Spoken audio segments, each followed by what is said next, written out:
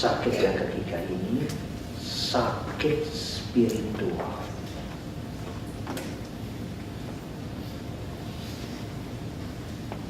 Sehat fisik, ya. Kalau Anda tidak relatif sehat, tidak akan bisa duduk di sini 1-2 jam mendengarkan dengan baik. Dan apa yang saya sampaikan ini saudara bisa mengerti. Saudara tidak sakit mental, tidak sakit jiwa. Saudara sehat fisik, sehat mental, tetapi belum tentu sehat spiritual.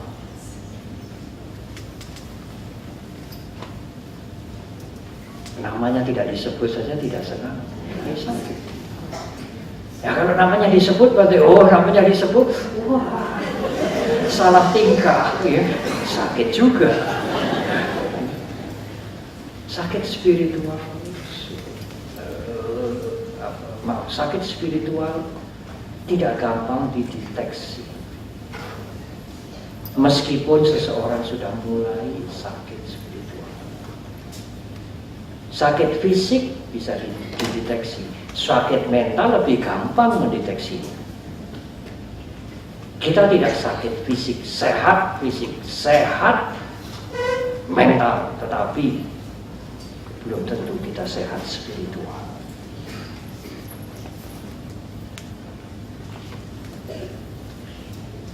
Sakit spiritual ini harus diwaspadai.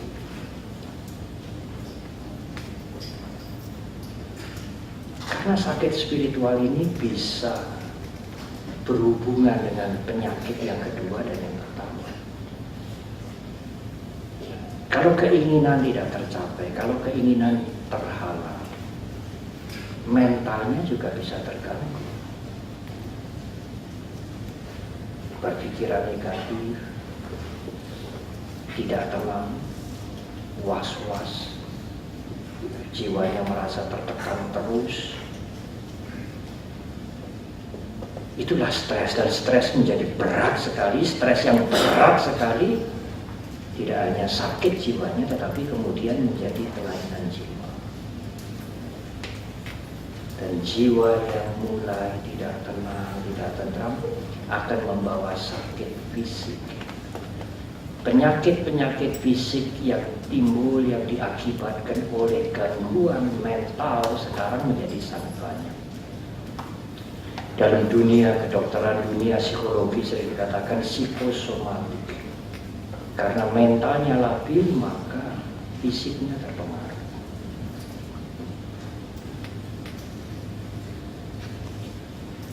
Ibu, bapak, dan saudara, penyakit yang ketiga inilah sesungguhnya yang mendapatkan perhatian banyak Guru Agung Buddha Gautama. Bukan persoalan fisik semata-mata. Guru Agung kita bukan dokter fisik, tetapi justru Guru Agung kita mewaspadai, mengingatkan kita penyakit spiritual itu. Penyakit spiritual itulah yang membuat kita menderita. Penyakit spiritual itulah yang menjadi awal, menjadi sebab penderitaan.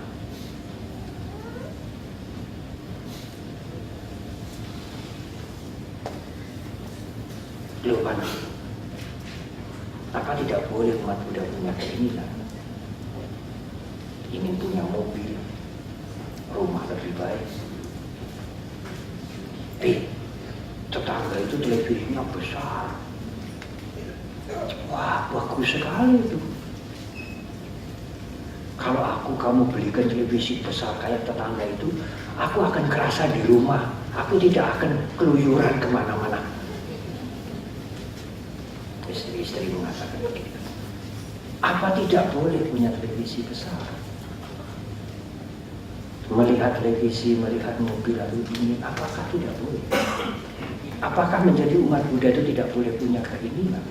Ini yang sering orang salah mengerti. Boleh, saudara. Ingin punya mobil, ingin punya televisi bukan kejahatan. Boleh.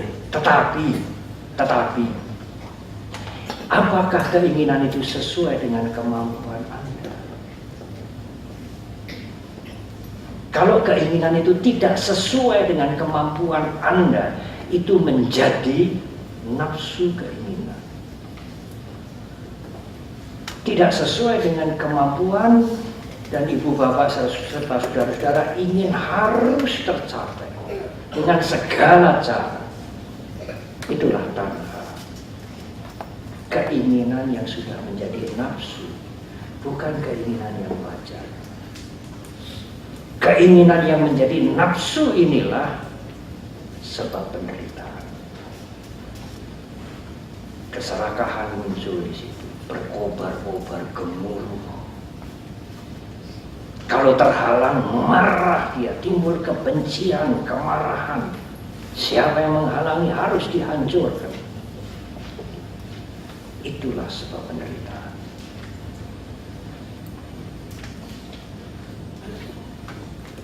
Tapi kalau saudara bisa menyaring keinginan, selektif, merugikan orang lain, merugikan kita atau tidak. Kalau memang baik, apakah sesuai dengan kemampuan saya? Menyaring, memilih-milih itu dalam bahasa Pali disebut sampajanya. Apa artinya sampajanya? Menimbang, memperhitungkan dengan pengertian yang lengkap. Sampajanya berasal dari kata sampajanana, melihat dari berbagai sudut. Bukan hanya ini baik kok, tidak hanya sekadar baik.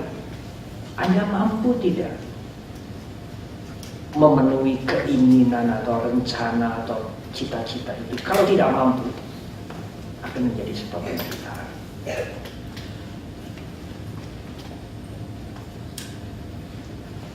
Andai televisi besar kredit gak bisa toh.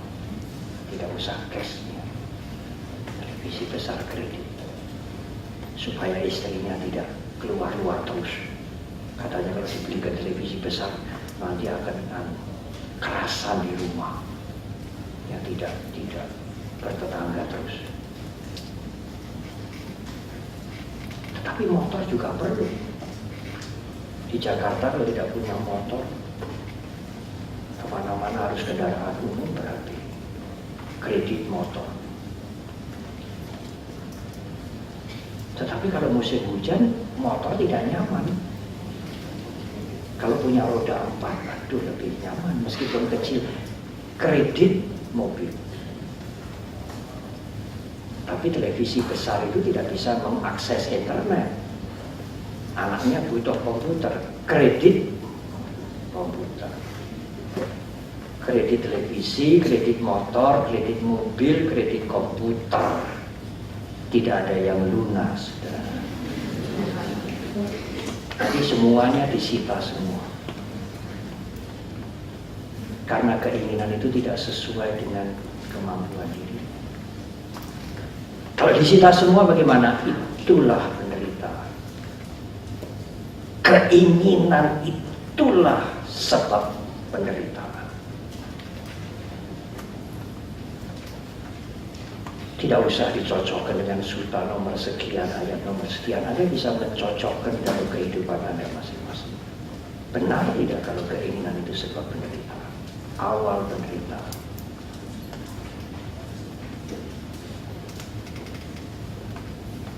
Meskipun dia bukan umat Buddha, dia tidak bisa memungkiri kenyataan ini. Dia bisa membenarkan kebenaran ini karena dia bisa melihat dalam kehidupannya sendiri. Oleh karena itu guru agung kita mengatakan Arya Satya, Arya Satya, kebenaran ini mulia, betul-betul benar, tidak semu, bahwa penderitaan itu berawal dari nafsu keinginan. Bagaimana bisa membantah? Tidak harus teman-teman kita menjadi umat Buddha. Tetapi bagaimana membantah kebenaran ini? Semua orang mengalami.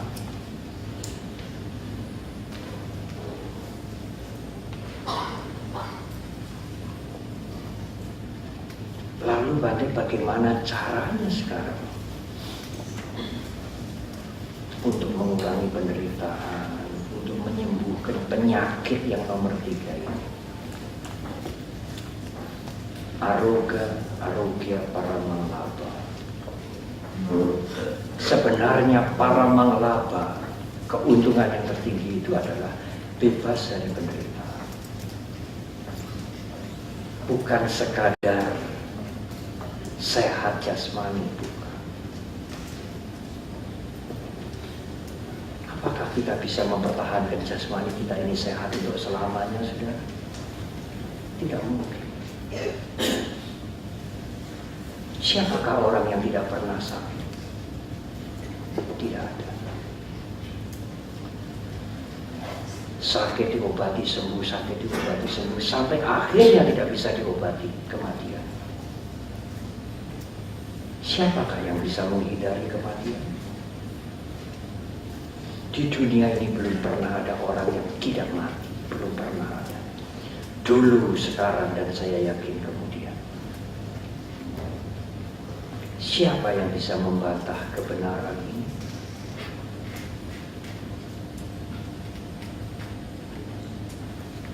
Tidak mungkin mempertahankan sehat fisik untuk selamanya. Tidak mungkin untuk mempertahankan proses tidak menjadi tua. Tidak mungkin.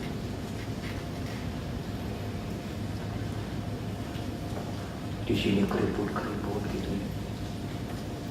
Biar saja sekarang. Nggak usah dikencang-kencangkan itu. Karena orang bijak, orang arif bijaksana itu berkeribut-keribut.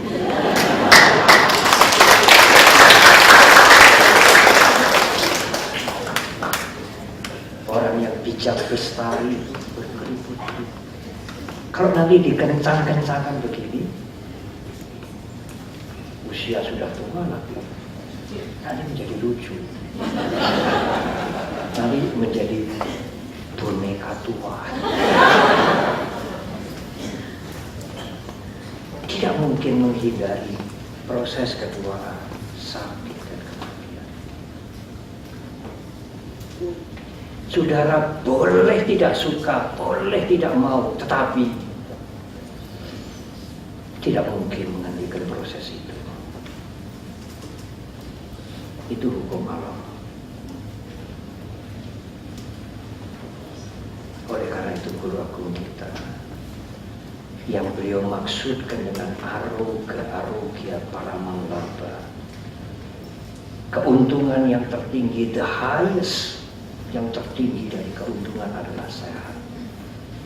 Bukan sekadar sehat fisik, tetapi sehat spiritual.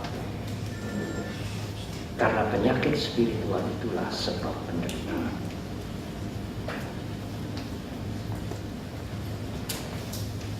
Agak sulit bagi untuk sehat spiritual. Memang saudara tidak mudah. Tapi marilah kita menyeleksi keinginan. Mengatasi nafsu keinginan mungkin masih sulit, tetapi setidak-tidaknya saudara bisa mengurangi. Kalau ibu, bapak, dan saudara bisa mengurangi keinginan, menyeleksi keinginan, memilih-milih keinginan, ada prioritas. Yang tidak perlu, tidak sesuai, drop, buang. Penderitaan akan berkurang. Hidup saudara akan lebih tentram. Hidup yang lebih tentram itulah kebahagiaan saudara. Apa yang saudara cari dalam hidup ini kalau bukan ketentraman? Bante, kalau uangnya banyak, depositonya banyak, dolarnya banyak, apalagi sekarang dolar naik, tidak pernah kekurangan fasilitas cukup, itu kan mesti bahagia atau Bante tidak menderita? Belum tentu. Kalau yang di dalam ini gemuruh, meskipun dia materi cukup, hidupnya tidak pernah tentram. Tiap hari hanya ketegangan, was-was, khawatir, tidak pernah rileks. Rileks mentalnya. Apakah orang seperti ini bahagia? Khawatir, was-was, takut, was-was, khawatir, ketegangan, kemarahan, kebencian, kejengkelan, meskipun materinya tidak kekurangan. Apa bahagianya hidup seperti ini?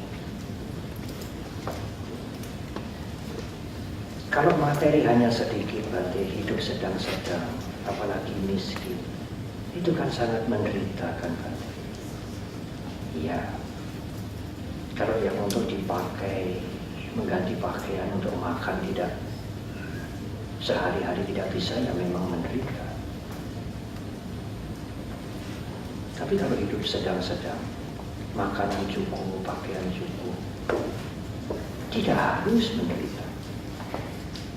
Tetapi kalau keinginannya itu bergemuruh, dia juga menderita. Yang hidupnya sedang-sedang yang menderita, yang kaya raya juga menderita. Karena penderitaan itu tidak tergantung yang di luar ini, saudara. Menderita atau tidak itu tergantung yang di dalam ini. Karena yang merasakan penderitaan atau kebahagiaan itu yang di dalam ini, bukan yang di luar ini. Ya, kalau yang di dalam gemuruh terus, mendidih, bagaimana bisa tentram, bisa bahagia? Tapi kalau yang di dalam mulai tenang, Anda akan mulai tentram, Anda akan mulai bahagia. Bukankah itu yang kita cari dalam kehidupan? Meskipun kita belum bebas dari penderitaan secara sempurna, kita lebih sehat spiritual, saudara. Dan sehat spiritual itu tidak pernah menjadi tua. Sampai pada saat kita akan meninggal, sehat spiritual itu sangat berharga. Karena tidak mungkin mempertahankan sehat fisik untuk selama-lamanya, tidak mungkin.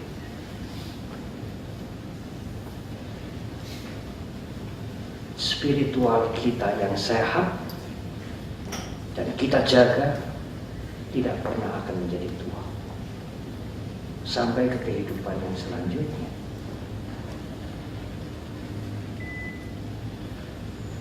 Lalu bagaimana Bante menyeleksi keinginan ini? Tampaknya sih gampang, Bante. Kalau keinginan tidak sesuai dengan kemampuan, ya buang sajalah. Tetapi keinginan tidak mudah dibuang begitu.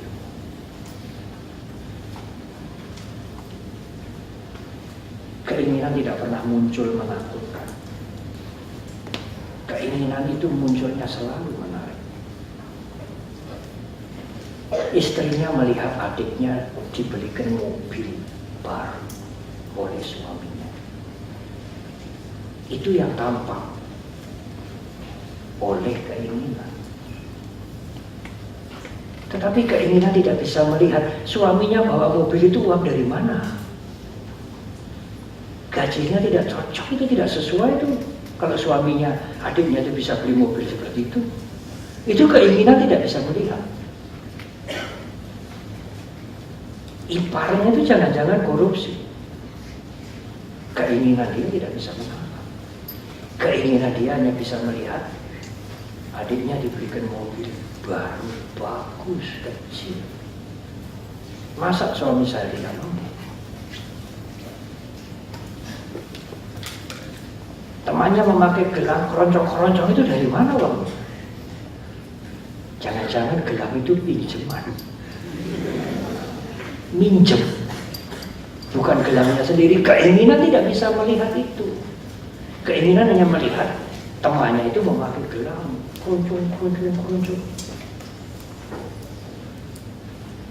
Dan dia menggoda suaminya. Itulah keinginan.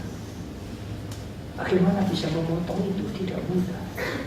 Tetapi itu sebab itu mulai sakit spiritual. Dan sakit spiritual itu sebab penderitaan.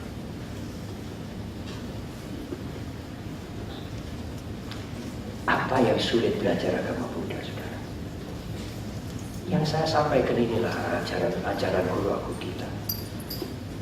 Lengkap. Apanya yang sulit belajar kamu?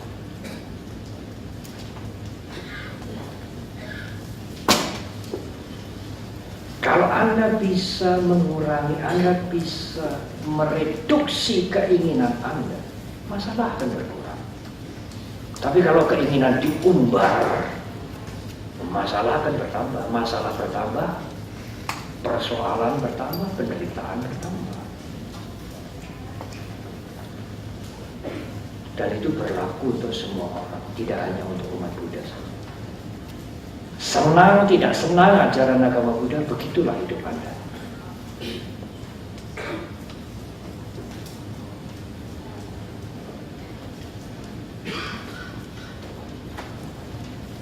Lalu suaminya berpikir, iya ya, saya bekerja ini sudah 25 tahun. Sejak umur 25, sekarang umur 50. Saya kan belum pernah sekalipun. Kalau ini saya mau ambil sedikit, itu kan baru pertama kali. Kan boleh toh. Itulah keinginan ibu bapak dan saudara. Lihai sekali, pintar sekali, cerdik, cunning. Dia membujuk. 25 tahun mulai bekerja, sekarang sudah 50. Sekalipun belum pernah korupsi. Kalau sekarang pertama kali kan boleh toh. Apalagi kan tidak banyak toh. Kan bukan untuk saya, atau untuk siapa? Untuk istri saya. Itulah keinginan. Dia membujuk, pintar sekali, cerdik sekali. Dan kita tidak sadar dibujuk oleh keinginan itu.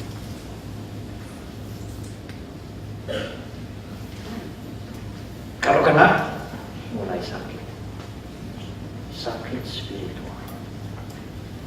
Keinginannya kemudian menjadi nafsu. Harus bisa. Apalagi yang membujuk bukan hanya keinginannya dia sendiri. Nafsu keinginan istrinya ikut membakar-bakar. Oh, lebih kemuruh.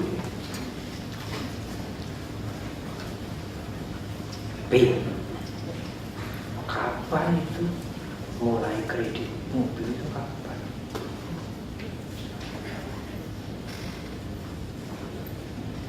Tadi malam itu aku mimpi loh, naik mobil baru. Kamu pulang itu bawa Alphard betulan. Kalau di Jawa itu para biku yang bertugas ke desa-desa, ke pelosok-pelosok, kan mendapatkan bantuan mobil apa namanya MPV. Kalau di Jawa namanya Alphard Kagol. Kagol artinya sakit hati. Mau beli Alphard tidak bisa, lalu EPV sajalah, mirip-mirip Alphard.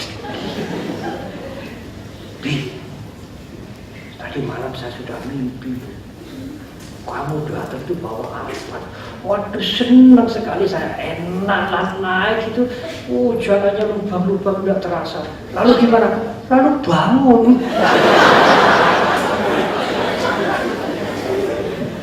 Ibu bapak dan saudara, keinginan yang begitu begitu kuat menjadi nafsu keinginan, itu muncul di dalam mimpi. Sampai muncul di dalam mimpi. Saking kuatnya itu nafsu keinginan. Guru Agung kita mengatakan itulah sebab penderitaan dalam kehidupan ini. Tidak ada lain.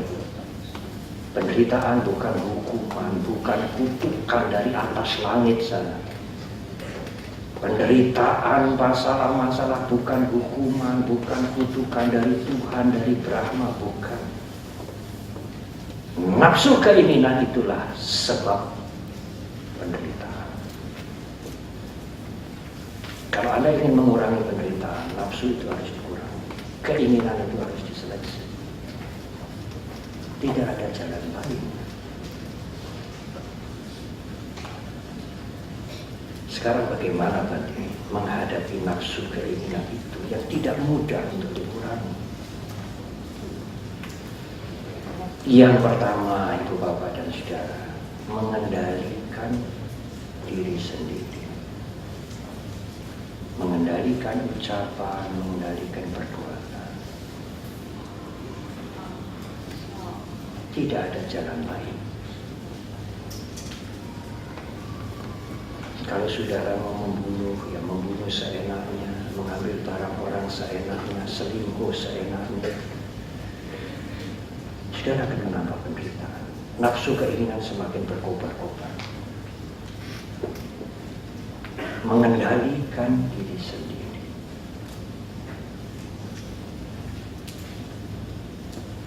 Sulit, Bante. Jangan berbicara sulit dulu.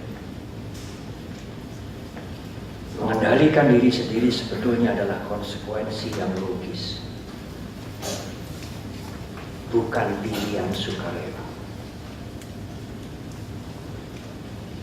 Di Jakarta saya mudah menggunakan kalimat konsekuensi logis, tetapi di desa-desa, di desa-desa agak sulit. Konsekuensi logis itu ya, logikanya Anda harus mengendalikan diri, tidak bisa ditawar. Mengapa? Karena kita tidak bisa hidup sendiri. Anda memerlukan keluarga. Kalau tidak berkeluarga, ada ayah, ada ibu, ada saudara. Anda perlu sopir, sopir perlu petani, petani perlu guru, guru perlu dokter, dokter perlu tukang batu perlu pedagang, pedagang perlu pejabat, dan lain-lain. Semuanya interconnected. Sekarang ini baru tren tulisan-tulisan yang mengangkat tema interconnected. Saling berhubungan. Jadi kalau Anda melakukan yang baik, Anda akan share yang baik untuk yang baik. Kalau saya memberikan ceramah ini dengan baik, materinya juga saya pikirkan dengan baik, Anda mendapat manfaat. Kalau Anda melakukan yang buruk, Anda juga share keburukan pada yang baik. Aku gentle, kalau aku berbuat buruk, aku tanggung jawab nanti. Tidak bisa, saudara. Akibat keburukan itu bukan hanya saudara sendiri yang akan kena. Orang lain akan menjadi korban. Istri, anak, suami, yang lain. Apakah Anda bisa hidup dalam kapsul? Apakah Anda bisa hidup dalam kepompong yang imbang, yang tidak berkoneksi, tidak berhubungan dengan yang lain? Tidak mungkin.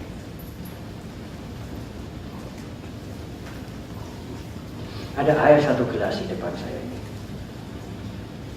Saya tidak bisa menyediakan air ini sendiri.